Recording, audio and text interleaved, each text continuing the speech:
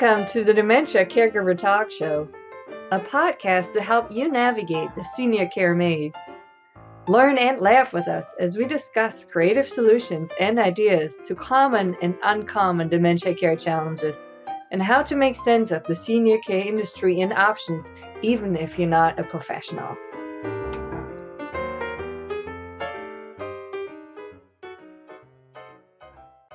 Hello and welcome to the Dementia Care Partner Talk Show. I'm here with Teepa Snow and Greg Phelps. Welcome you two. And today's topic is really interesting. It's called Optimizing Ways and Means for Successful Transitions While Minimizing Distress. So when I read that title this morning, I sort of thought, okay, what was that about my transmission? It must be my car, and we're going to optimize it. So what does this mean in simple English? Yeah. So how do we set up your place, your space, your world, so that if we have to change your world, we're set up so that there's not as much distress? Whether that change might be changing a caregiver, or changing a place that you are, or changing something in the environment, or changing sort of how much help you're getting. So anytime there's a change, if we don't plan ahead, there tends to be a lot of distress. And us planning ahead, we got to be careful, because sometimes we like to run our mouths ahead of time about all the changes that we're going to be making. And we want to tell the person living with how we're going to make their world so much better. But if they can't hold on to the details, all we've done is stir the pot, put it on boil, and walked away from the stove. And so they boil over. So it's more like not if we have to change, it's when we have to change, right? Perfect. Yeah, absolutely. Because it's inevitable. Don't require that. Yeah, absolutely. Yeah. It's gonna happen. It's just a question of, do we wait too long to make the transition? Do we put it off and put it off? Or do we jump in there and try to take them all the way down the highway to the very end point so that we don't have to worry about it again? Well, with the interweb here, Teepa, people want to sit down and, use Dr. Google when you're not available. So is there a list somewhere and that I can look up things I'm going to have to prepare to change for my aging parent? Is there one of those lists that you can send somebody, or?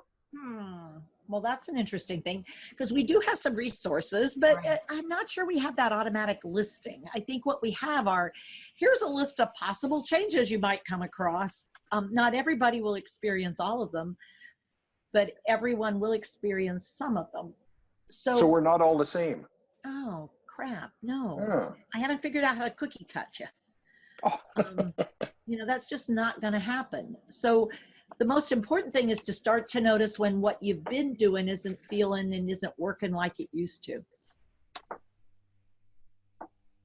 Or the person isn't doing what they used to.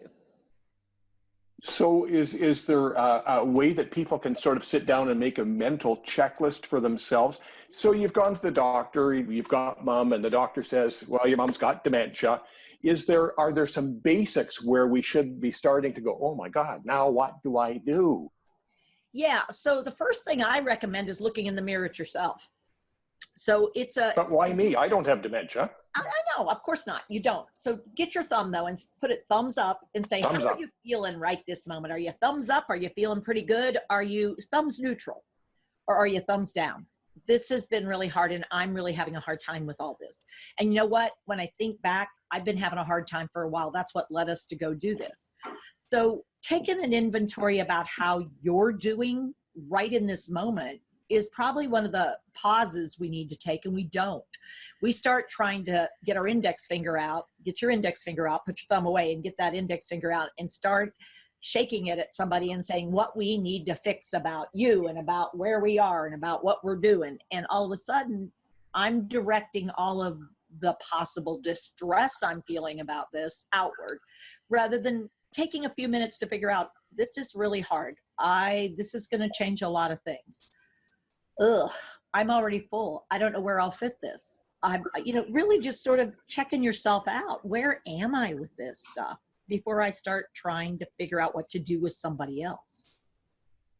About this point, when I've had experience in dealing with some families, I tell them, well, if you go onto YouTube, there's this lady named Teepa Snow. Have you heard of her?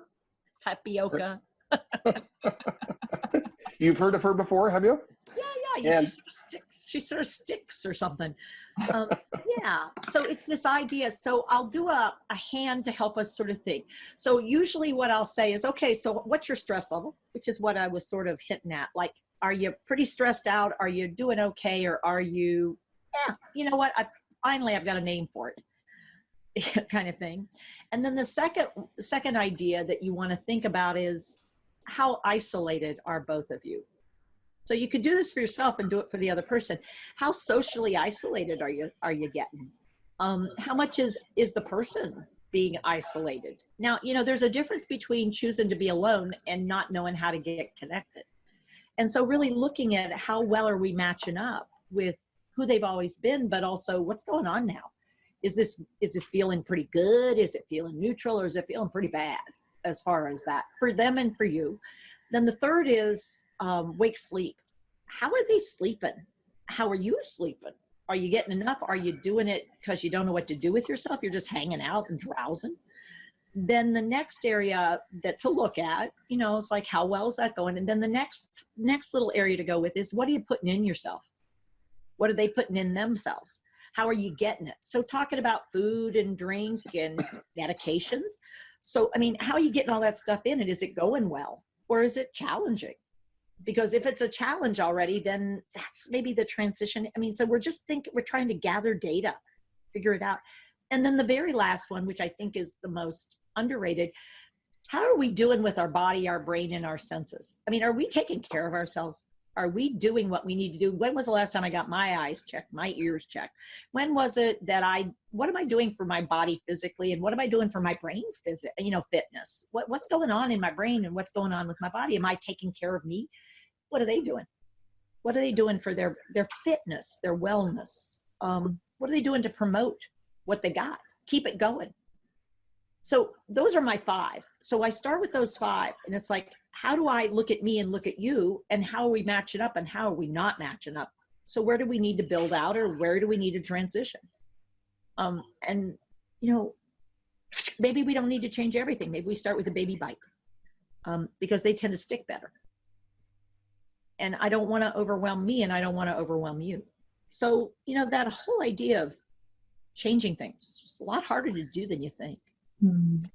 I like the idea of doing one small thing at a time, because I think if you get overwhelmed, you just stop and you quit instead. Well, your brain doesn't work. It's just like, you'll exhaust yourself. You're not going to eat right. We get it, but then we lose it when dementia hits, because it's sort of like, yeah, but I've got it. It's like, whoa, take a deep breath. Are you even breathing? Because if you want to take care of your brain and your body, you got to breathe.